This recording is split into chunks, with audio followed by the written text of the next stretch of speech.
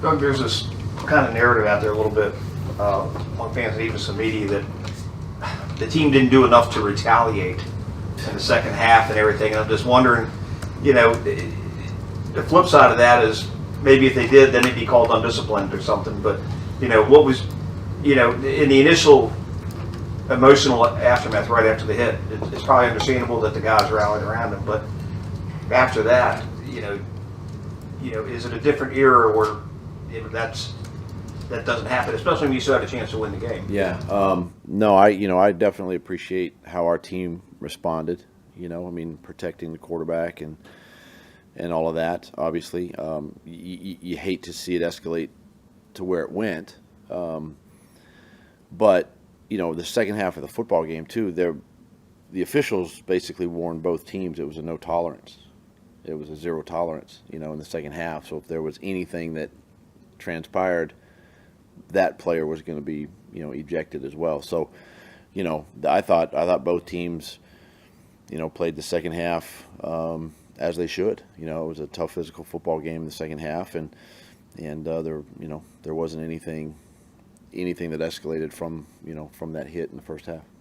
Savage and Tyson, updates on those guys? Was it yeah, Savage ankle, return to play. Should be fine. He'll be day to day. Tyson's the same thing. Tyson will be day to day with his quad, this week. Logan Cook left the locker room with ice on his left knee. Yeah, just some soreness. Yeah. And then a couple of plays when Parker came out. Is he okay? Yeah, he just fell, kind of face down the one time. I believe on a second down. Kind of landed on kind of his face, shoulder area. But came out, got checked on, went back in. It's fine. Did you see some really good things out of Mac yesterday, especially under the circumstances where he had no idea he was going to be playing? And then Brian got more involved in the offense yesterday, and of course he was talking more about the ones he dropped than the plays he did make. But Mac and Brian's play, is that encouraging? Yeah, Mac played well. Got us back in the game, did some really nice things, stood in the pocket, played tough, scrambles, just what you ask as your backup quarterback to do, just run the offense, and he did a nice job. There. I'm sure love to have that throw to BT, back. He just overthrew that one. He had another touchdown, I think, to Parker, kind of threw that high, so he'd love to have those back. And then BT, again, going into the football game, you make a conscious effort to try to get him targets and get the ball in his hands because he could be explosive, and we were able to do that really with him and Parker. But BT's hard on himself. He's gonna remember the one he dropped too. But I think about the ones that we missed. You think about the couple of deep throws that we had opportunities to, again, execute and have some explosives there. But I thought BT played really well. Him and Parker both played really well. Did the hit that Trevor take exacerbate the shoulder injury at all? Or No. So that didn't get any further damage? No. That would play into your decision on what to do with him, right? I mean, you got to take it all into consideration, obviously, and make a smart choice, make a headsy sort of determination with him and his health, and then obviously where we are as a team right now. How has he responded, Trevor, just to the amount of injuries he's had stacked up the last 2 years? He's responded to having to be in and out, having to fight through all that. Yeah, I mean he obviously he plays the game in a manner that you can appreciate, right? It's a tough physical sport, and the quarterback position is going to get hit, and he's a mobile guy, and he's going to run, and he was in a position yesterday to protect himself. He was going to slide and get down, and which he did, and but he you have conversations every year like, hey, okay, we got to do a better job of sliding, better job of getting out of bounds. We got to throw the ball away, just live to punt, live to play another down. All those different conversations come up, and but it's you don't like to see it, with your quarterback. The amount of injuries. but at the same time, he bounces right back. He's tough. He's tough mentally. He's tough physically. He does a great job, getting himself ready to go again when the time comes. And he definitely wants to be out there with his teammates. Is there somebody on the staff who steps up and kind of takes over Coach Mack's duties, or is this kind of a comprehensive effort the rest of the year? It's a little of both. Right now, first of all, let me just say with Jerry, appreciate what he did with that running back room. Did a great job coming in and getting those guys prepared each week, and wish him nothing but the best. This will be a great opportunity for Jerry, to be a head coach again in college football and get that program going, and excited to watch him, there. And then internally, Tyler Tettleton, who's been in that room before, we're going to just sort of give him some running back responsibilities. He's coached them a little bit on the side the last couple of years, been in that room, understands what we're doing offensively. So we'll spread it out a little bit, but Tyler will be the main focal point there. Are you excited about the opportunity for Tyler? I am. And I think he and Jamel are two guys that, be a great opportunity with the workload and being able to, spread it out and handle that position. Tyler will be the point person in there, but it'll be a good opportunity to, for him these next couple of weeks to really have a position group and coach them and lead those guys. Do you have a feel on where the guys' heads are after this morning, meeting with them this morning? I mean, going into the game, obviously, the division was still within reach. Yeah. And now, not. I didn't meet with them today. I gave them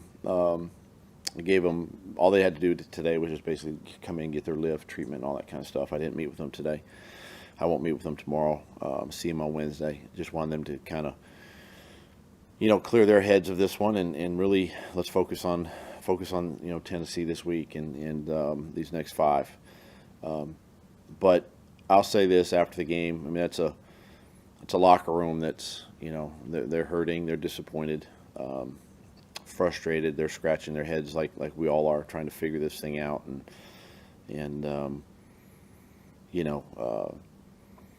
but it's a resilient group too. They'll bounce back on Wednesday. They'll prepare, for Tennessee, another division game, on the road, all that stuff, and they'll bounce back. So, a couple days here to kind of think about it, put it behind us, and move forward.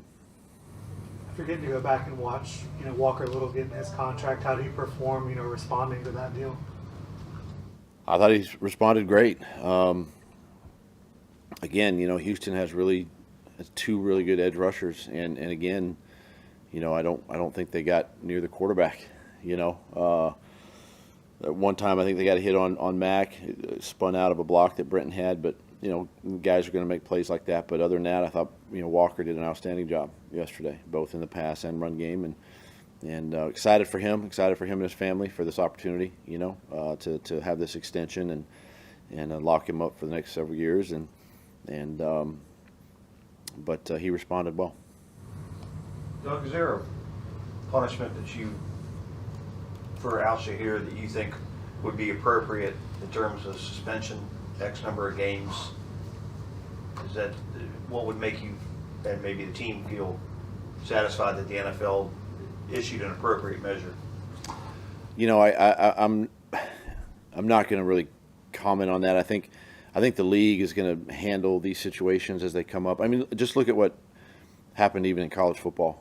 Some of these rivalry games and things of that nature over the weekend. It's unfortunate because it escalates to a level that doesn't need to be on the field. And we hold ourselves to a high regard. We're in the National Football League, defend the shield, all that stuff, and we got to figure out a way as a league, I think, to somehow minimize or at least get these plays out of the game if possible.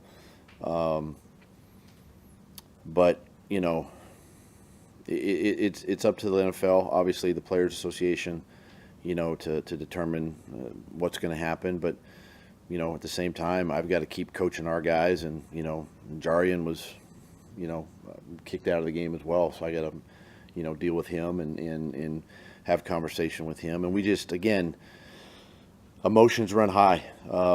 It's a division game. It's a must-win for us, obviously for them too.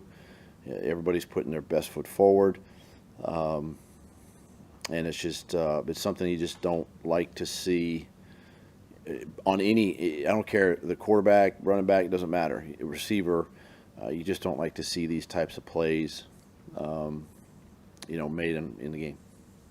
Do you anticipate any potential further punishment for Jarian? I don't know. Obviously,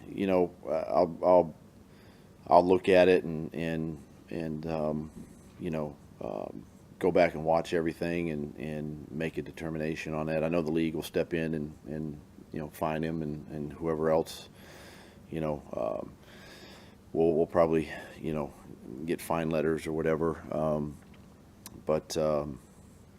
And maybe that's all. Maybe because that's going to be a significant hit. I think coming down from the NFL. So that might be punishment enough. Okay, Coach, thank you for the time. All right, guys. Thanks, I appreciate it.